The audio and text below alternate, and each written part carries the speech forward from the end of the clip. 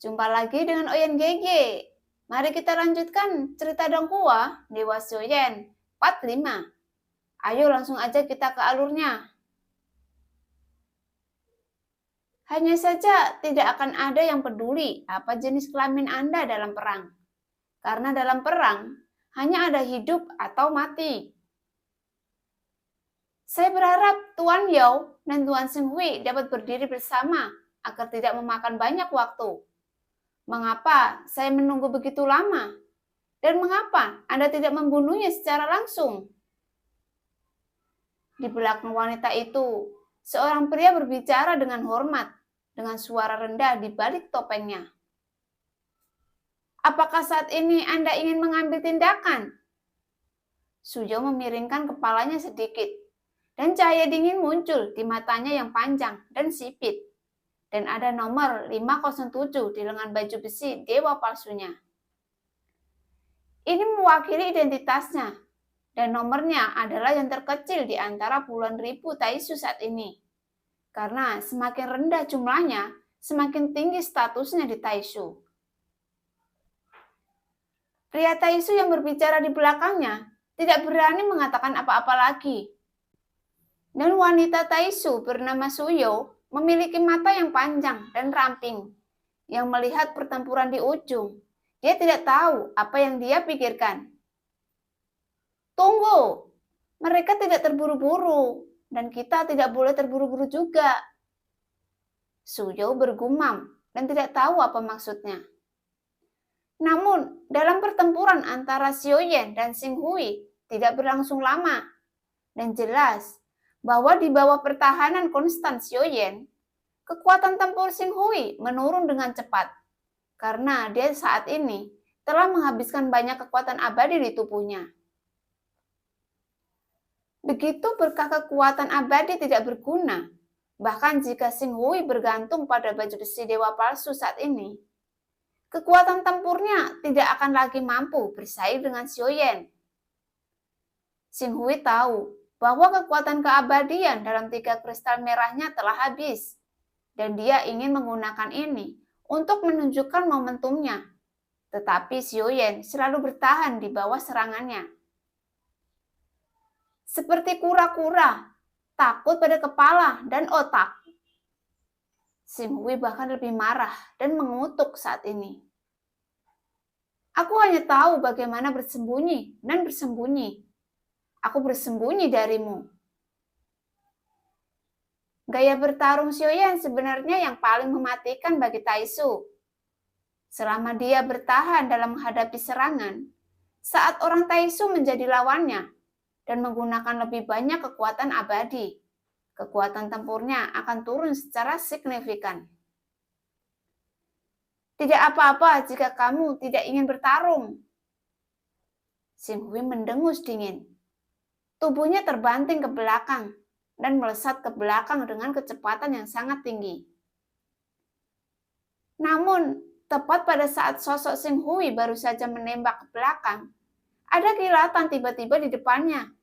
Tetapi dalam kehampaan yang gelap ini, rasanya seperti cahaya yang tiba-tiba melintas untuk sementara waktu. Dan tiba-tiba Sioyen muncul di depan Xinghui, dan itu adalah waktu yang tepat. Di udara, sosok Xinghui tiba-tiba berhenti. Ini akan berakhir fatal untuk pertempuran tingkat ini. Di bawah perhatian semua orang. Saya melihat bahwa tinju di pinggang Sioyen penuh dengan kekuatan di beberapa titik. Dan menghadap Xinghui yang tiba-tiba mandek, yang kemudian meninju kepalanya. Dia hanya dewa pertempuran, kepalanya lebih rapuh dari hatinya. Segera, Sioyen melihat bahwa Xinghui tidak tahu apa yang sedang terjadi, yang membuat Xinghui tidak sempat bertahan atau menghindar saat ini. Duar! Yang saya dengar hanyalah sebuah ledakan, dan pemandangan tragis ini membuat semua orang yang melihatnya menarik napas dalam-dalam. Pukulan Sioyen secara alami mengandung kekuatan tubuh abadi Yuan Shen. Tetapi ketika pukulan itu jatuh, itu tidak berlangsung memborbader kepalanya. Tetapi dia melihat kepala Xing Hui berputar 360 derajat seketika. Dan tidak ada keraguan tentang seluruh tulang leher belakang dipelintir menjadi potongan-potongan. Melihat ini, Xiaoyan tidak bisa membantu, tetapi mengangkat alisnya sedikit. Malah napas bahwa baju besi dewa palsu ini benar-benar memiliki kekuatan pertahanan yang mengerikan.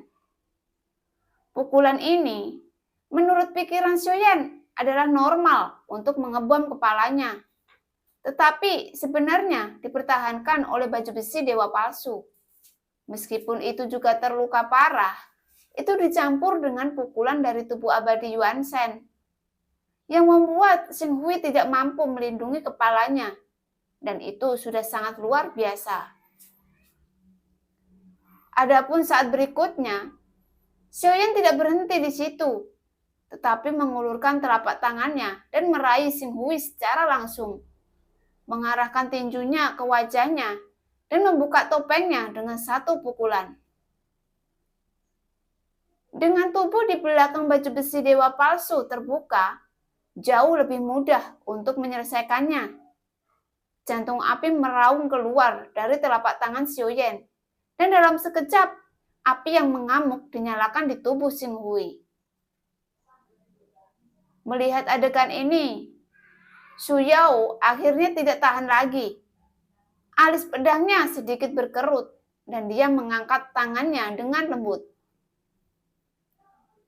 Detik berikutnya, ratusan pembangkit tenaga listrik Taisu bergegas menuju Xiaoyan. Tetapi sudah terlambat untuk menyelamatkan Xing Hui saat ini. Dan Xiaoyan mematahkan pertahanan Xing Hui yang terluka parah. Karena suhu jantung api dapat membakar dagingnya menjadi abu dalam beberapa napas. Pada akhirnya, tubuh Xing Hui dalam baju besi dewa palsu menghilang. Yang membuat Xiaoyan terkejut adalah bahwa Xing Hui ini seperti pembangkit tenaga listrik Taisu sebelumnya. Mereka semua tidak memiliki jiwa. Ini jelas tidak masuk akal. Hanya jiwa dan tubuh yang dapat membangun kehidupan. Dan keduanya sangat diperlukan.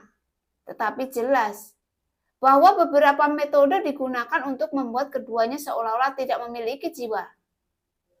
Mengapa tidak ada jiwa?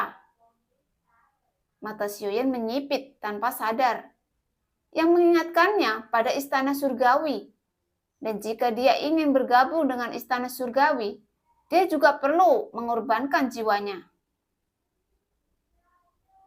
Apakah Taisu juga memiliki aturan mengorbankan jiwa? Xiaoyan bergumam perlahan. Untuk menghadapi ratusan sosok yang bersiul, mata Xiaoyan masih tertuju pada baju besi dewa palsu dan cahaya bintang yang telah benar-benar terbakar di depannya. Dan seperti sebelumnya, tanpa tubuh, baju besi dewa palsu akan berubah menjadi bola cair. Sial, dia sebenarnya tahu bahwa dia bisa mewarisi baju besi dewa palsunya setelah membunuh pemiliknya. Tapi seharusnya dia tidak bisa melakukannya jika dia tidak memiliki darah orang Taisu. Xu Yao memandang Xiaoyan, dan Xiaoyan perlahan mengulurkan tangannya, kemudian meraih baju besi dewa palsu yang berbentuk bola cair. Bunuh dia untukku, Xu Yao berkata dengan dingin. Matanya rumit. Meskipun dia memberi perintah, dia sendiri tidak berniat mengambil tindakan. Sepertinya dia ingin membunuh Xiaoyan, tetapi dia tidak terburu-buru untuk membunuh Xiaoyan. Dia sepertinya sedang menunggu sesuatu. Bisakah kita naik? Binatang iblis yang ada di belakang Xiaoyan melihat beberapa orang di sekitar yang tidak bergerak ragu-ragu. Apa yang terjadi? Kami hanya di sini untuk mendukungnya. Kita para pelayan seharusnya tidak membutuhkan untuk bertindak. Wanita di belakang sangat kuat, kata Jiu Ying. Tetapi ketika dia berbicara, ular piton berkepala 9 tidak menoleh ke belakang. Terlihat ada ketakutan di matanya. Apakah kamu pernah dipukuli olehnya? Tanya binatang iblis itu. Aku belum pernah memukulnya sebelumnya, tapi dia hampir menyiksaku sampai mati. Zhou-Ying menjawab dengan suara rendah, seolah memperingatkan binatang iblis itu agar tidak memprovokasi wanita yang lembut dan tersenyum di belakangnya. Menyiksa sampai mati? Mungkinkah? Binatang iblis itu memiringkan kepalanya, memperlihatkan warna yang sangat aneh di matanya. Monster Krisan, apa yang kamu pikirkan? Zhou-Ying menatap mata binatang iblis yang menarik itu, dan dia tahu bahwa makhluk ini pasti sedang memikirkan sesuatu yang buruk. Sementara kedua binatang itu berbicara, Zhou-Ying menoleh ke samping dan menatap mereka dengan dingin. Sudah waktunya bagi kalian untuk mengambil tindakan.